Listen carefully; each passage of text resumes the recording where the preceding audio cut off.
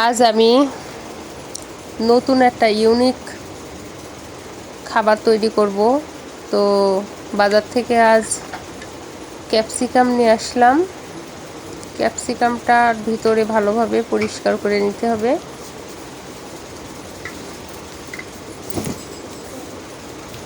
এবার এর ভিতরে আমি একটা ডিম দেব।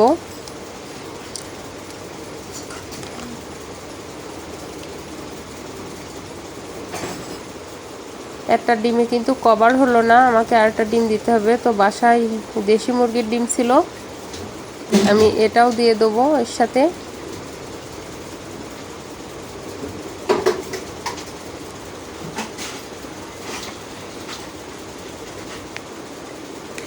এবার আমি যে ঝালের বিচিগুলো আছে সেগুলো ভালো করে কুচিয়ে এগুলো দিয়ে দেবো ওর ভিতরে।